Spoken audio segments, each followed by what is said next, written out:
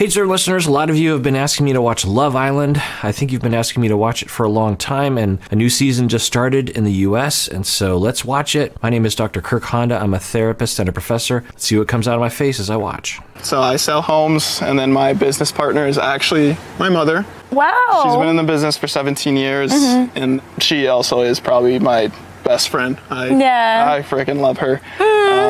Would you say you're a mama's boy? Yeah. I'm dead. Yeah. Is that a good or a bad thing?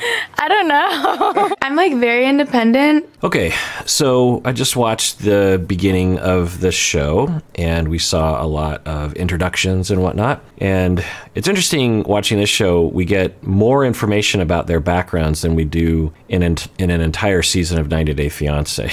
Other reality shows, they'll like give you like a little bit more details about their background. But anyway, so the other nice thing I think about this is that it doesn't look edited as much as other shows that sometimes I watch. I just want to see the conversation, and I think that's what they're showing us. So for Andy and Courtney, Andy is saying that he's a realtor and he works with his mom. His mom has been working as a realtor for a long time, and he likes working with his mom, and his mom is his best friend. And then she asks, are you a mama's boy? Okay, so what does a mama's boy exactly mean? Are we talking about being close to your mom? Are we talking about being subservient to your mom? Are we talking about being enmeshed with your mom, being too attached or too controlled by your mom? Are we talking about a mom that you love, a mom that was good to you, and so thus you enjoy being around her? You know, what are we talking about? Who knows what he means? And then she says, are you mom's boy? He says, yes. And then she says, oh, and she's making these faces right away. And I'm thinking, so what would you rather have? That he hates his mom? What's the difference? This heuristic of, well, he's a mama's boy. Now, maybe she has a history with other people that have been meshed with their parents, and it was actually a bad thing, but we don't know that about this. Or maybe she's right that it is a concern, but I don't hear anything concerning. And really, I think Andy, that's his name, right? I'm looking at my notes here. Andy should be concerned about that. I mean, for someone to be judgmental that fast, he's just like, yeah, I'm really close to my mom. We work together. It's great. And for her to be like, ew, like you see her face. Why would you approach life that way? Now, some working hypotheses about Courtney, and I literally just have one tiny little data point, is that she might already feel threatened. So I'll talk about when I actually treat clients that people who have a lot of attachment insecurity, people who have a lot of abandonment in their life might resort to a defense. Of course, not everyone with attachment insecurity, and all of us have some attachment insecurity to some extent, but for those who have significant attachment insecurity and have a defense around that, they might feel threatened if they meet someone or they're in a relationship with someone who has a relationship with anyone else. So if you're on a first date and you're the attachment insecure person and you are dating someone and they say, oh, I have 5 best friends and I'm friends with my ex-girlfriend and I'm really close to my brother and we hang out all the time. If you're attachment insecure and you have this style of defending against that insecurity, you might feel threatened by that and feel like, oh, that's a red flag. That means that he doesn't have time for me. That means I'm gonna get rejected. And that's not necessarily true, right? He can absolutely be close to his mom and have a lot of love and attachment to give anyone that he has in his life. Maybe even more so. You know, love is not a finite thing. It's like when you have more than one kid, do you split your love between the 2 kids? No, you just have more love to give both kids. So now there is a diminishing return at some point, you know, past 12 kids or something. They probably can't shave off more love for that. I don't know. I don't know the research on that. I have my suspicions, honestly, because I have treated people that come from extremely large families, and it seems like unless someone can make up for the attunement on the younger kids, it seems inevitable that some of the kids are going to get ignored somewhat. Anyway, point is that just because he has a close, in fact, I would consider that to be a green flag for someone. It doesn't mean that he's a catch, but the fact that he has a good relationship with his mom is a tick in the column that he was raised well, that he doesn't have a lot of complications, doesn't have a lot of significant attachment insecurity with regards to his mom. Now, maybe he does. There's no way to know. And it could be enmeshment, which is not really attunement. So anyway, I'm just... let's rewind, and I just want to look at her face again because she has such a judgmental look. She's Sell homes, and then my business partner is actually my mother. Wow. She's been in the business for 17 years, and she also is probably my best friend. I mean, I don't know what that face means exactly. It certainly doesn't look like she's super enthusiastic, and then when you hear her interview, she doesn't seem to be very happy about it. So anyway. I love her. Would you say you're a mama's boy? Yeah. I'm dead. Yeah. Is that a good or a bad thing? I don't know. I'm like very independent, so I kind of want that in my partner too. That was like a red flag for me. So she's using a heuristic that if someone is close to their mom, they're not independent. That is not the case. So this is a massive myth that actually is quite pervasive in the United States, particularly, and it affects a lot of parents as they parent their children, particularly younger children. There's this notion that in order to create an independent, mature adult, you have to start to push children to become independent when they're very young. And you'll have parents thinking they're doing the right thing by making the kids deal with their own emotions by themselves at a very young age. Whether it's they wake up in the middle of the night and they're crying, or they are scared to go to the playground or something.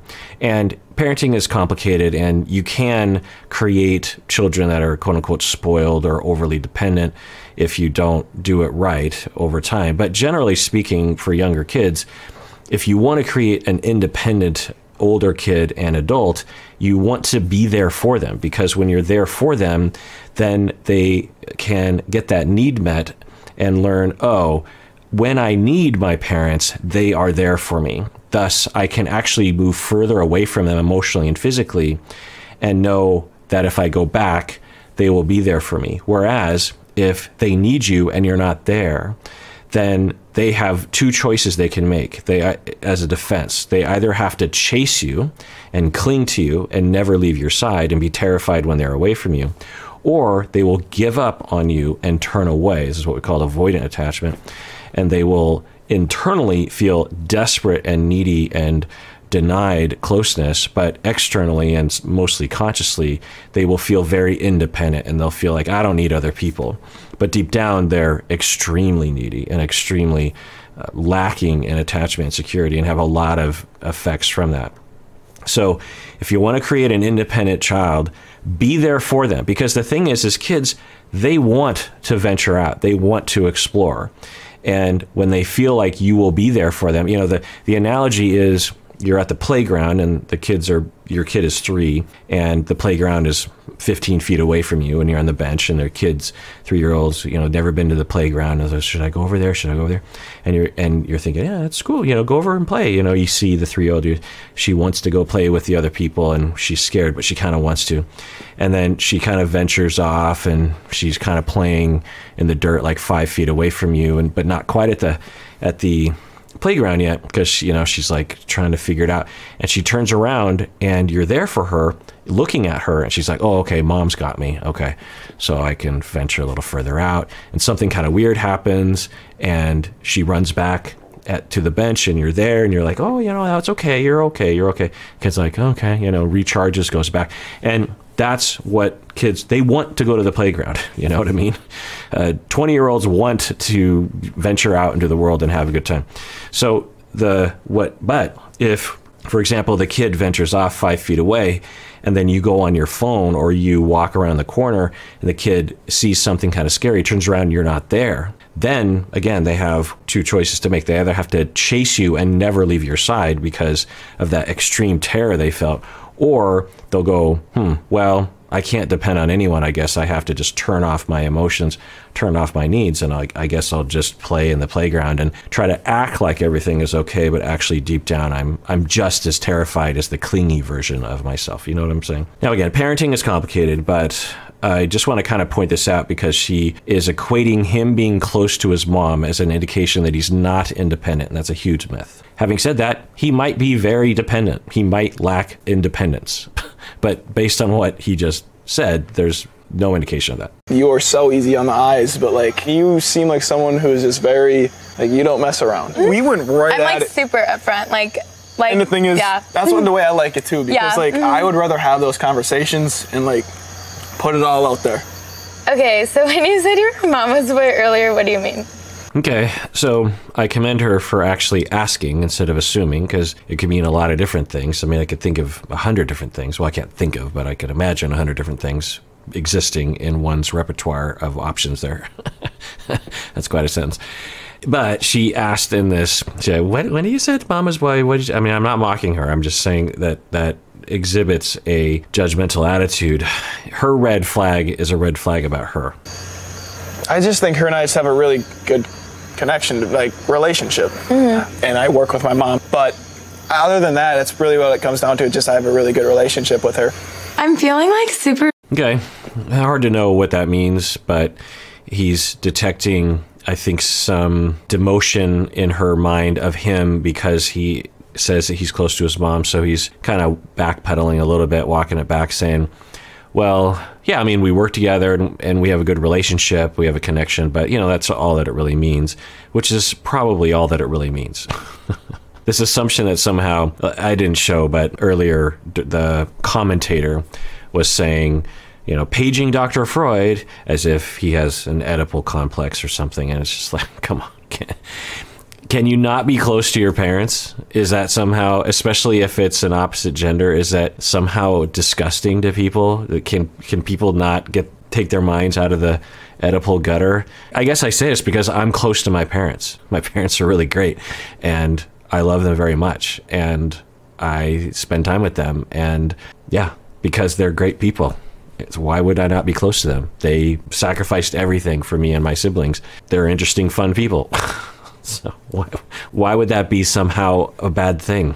That's all that he's saying. Now, again, it could be a bad thing. He could be enmeshed, but from what he's saying, her attitude. Now, maybe she'll revise it now that she's heard him kind of give a little bit more background. We're blessed to be coupled with Andy because he is like so sweet and so genuine and such a little like nugget.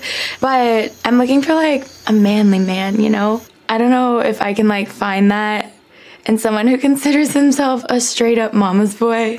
All right, that's okay. If she has a attraction to a certain sort of a person and Andy, is not that sort of person, and the claiming to be a mama's boy somehow is a part of that, that's fine. To say, that's not what I'm attracted to, what he just said turns me off, totally fine. That's not a red flag. That's a preference. You guys live together? Yeah. So I'm just around her all the time. So I just feel like it's more, I'm just with her all the time, and it's just like her and I talk a lot.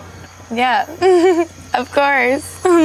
Man, if I were Annie's friend, I'd be like, just put the kibosh on this. I mean, for her to be that judgmental and that hostile in that, her face, I mean, because him and his mom are friends and they work together, how is that a bad thing? That would be the tip of the iceberg of judgment. Who knows? Maybe this is the one area in her life where she's judgmental, but let's just take a guess and say that this is an indication of her general personality. Okay, so why do people do that? Because, you know, people might say like, oh, she's a jerk face for being judgmental. But why are people like that? Well, it's often because people have been rejected and harmed by relationships in the past, and their defense that they chose to defend themselves against the rejection and against the pain, against the fear of rejection, is to scrutinize. You know, think of like Seinfeld on the TV Seinfeld, where he's always like, but there's something wrong with that. Well, but her hands are too big, or she has that quirk. And sometimes that indicates that someone is sure that if they get too close, they're going to be hurt. They're going to be rejected. And if they don't get close and they look for an excuse not to get close, then they will, what they believe is they think they will stave off that rejection. And it might, but of course, then you never get close to anyone and you never get your attachment needs met. So y'all can't blame me. I was in high school. Please, we scored one more. No, we have to be So the boys' turn's over and they scored 3 points. Can the girls do any better? This boy cheated on his girlfriend of 6 months during a family vacation in Mexico. Okay, so these cards reveal different secrets about these individuals, and the other team has to guess who the secret applies to by kissing them, which is an interesting premise. And the secret is that this individual cheated on their girlfriend at some sort of family event. So let's see who this applies to and whether or not this potentially indicates something about their personality. Infidelity is pretty common. Much more common than I think people usually think. It can mean a lot of different things. It can be absolutely a red flag or the tip of the iceberg, or it could be a mistake that someone made. It's not a great thing, obviously. It's often, under most circumstances, deceitful, lying by omission, or just lying straight up to someone's face, disregard for someone else's feelings, lack of remorse, or at least decision-making, could be an impulsive decision. There's a lot of roads to infidelity. Sometimes infidelity is quote-unquote understandable. If you're in an abusive relationship, for example, it's sometimes the only chance you get at having some kind of closeness with someone else, or you're just desperate for someone to love you or to have some chance of getting out of the relationship. Of course, if you're ever in an intimate, violent relationship, you want to find a professional, an advocate, someone who can actually help you in the long term to problem solve and figure out a safe way to make yourself safe. Back off, guys. Like, finders keepers, bitches. Okay, let's find out. All right, so we learned that it's Jesse. I don't know what that means about him. Maybe we'll get some explanation there. They seem to be making it like it's some kind of funny thing, because the premise of this show, it looks like, is to find the love of your life. It's not just to hook up like in, what was that one show I watched a little bit of, Too Hot to Handle? I mean, it feels like it's sort of in between Too Hot to Handle and The Bachelor and that. Well, anyway, I don't know the whole landscape of reality TV, but the way they were talking, they're looking for a long-term relationship. And so you'd think that this would be at least kind of a red flag. If being a mama's boy is a red flag, then of course having a story about cheating should be a red flag too, especially if you're kind of laughing about it. It's definitely not something I'm proud of, though. We got one. Okay, so we hear that it's definitely not something that he's proud of, though, right? Who knows what that means? I mean, they're on a show, the mood is supposed to be funny. Is that called Wank Germany? What in the world? So, and then of course Bangkok. What else do they have there? All right. For some reason, when people are saying watch Love Island, I thought it'd be more like 90 Day Fiance or something, or I don't know, or like The Ultimatum. And this is just much different than that. We got one. Ooh. I wonder what day is it? This boy got over his ex by getting under 4 girls within 5 days. Okay. So one of the fellas disclosed that he got over an ex by getting with 4 different women after the breakup. Okay. So in a nutshell, there's a lot of culture around how long you're supposed to wait after breakup before you start dating someone else. And the truth is, there's no science behind that. It's a cultural idea. There might be some truth to it, but it'd be a hard thing to measure in psychological research, and we've looked at such things. But I will tell you that it's not automatically a problem. For example, first off, there's polyamorous relationships, of course, but aside from that, when one breaks up, one might have been thinking about breaking up for months, if not years, and thus the grieving process is mostly over, or at least to a good extent. The agreement between you and your partner might be that you knew you were going to break up for quite some time, and the date of the breakup is just the final nail in the coffin, if you will, and thus the grieving process isn't going to be very severe, and thus to date soon after doesn't really indicate anything of a problem. The other thing I'll say is that there's nothing inherently immoral about dating someone the minute after you break up. Now, you should think about the other person's, especially if you're breaking up with someone, you should think about their feelings before you at least make it public, because it could feel like you're rubbing it in the other person's face. But, if you're just dating other people and there's no lying going on and there's no cheating going on, then, it's just one way to do it.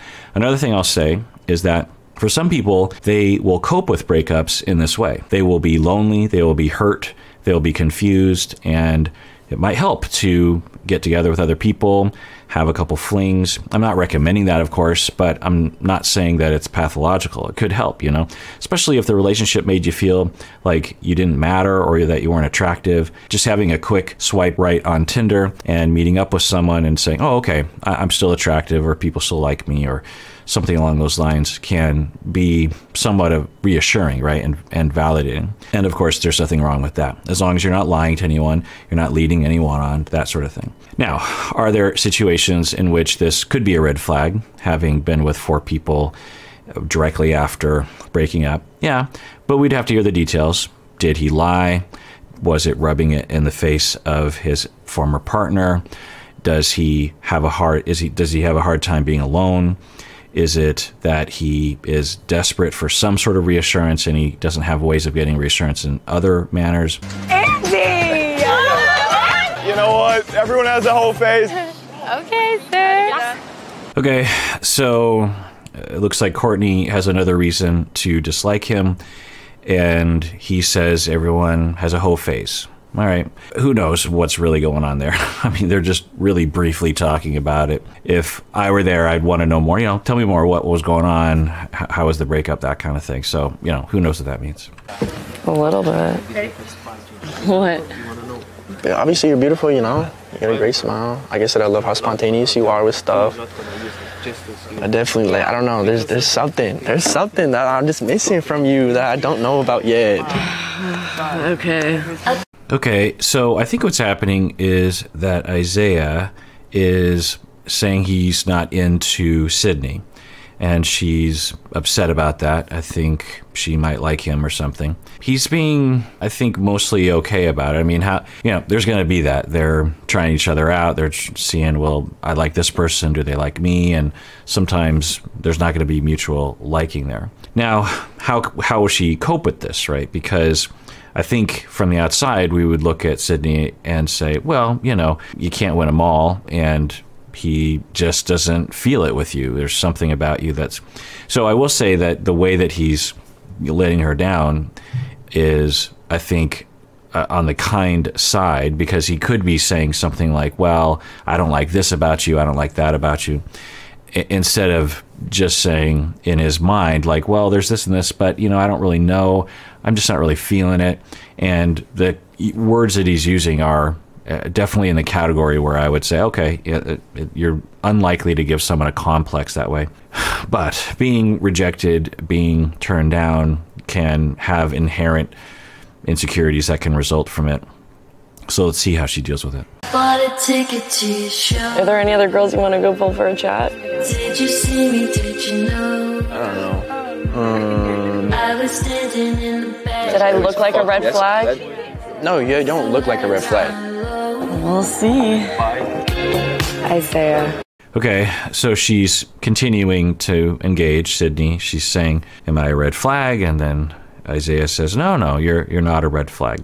When Isaiah talks to me, hammers me sometimes with just shit, and I just really caught the vibe that I guess he doesn't like me for some reason, I don't know. And I'm just okay, dude, if you don't like me, that's fine. It's just so intense, I can't take the pressure of it, Yeah, it's hard. I think she's talking about the pressure of the situation, that they're supposed to meet someone right away, and of course, being on camera, all that pressure.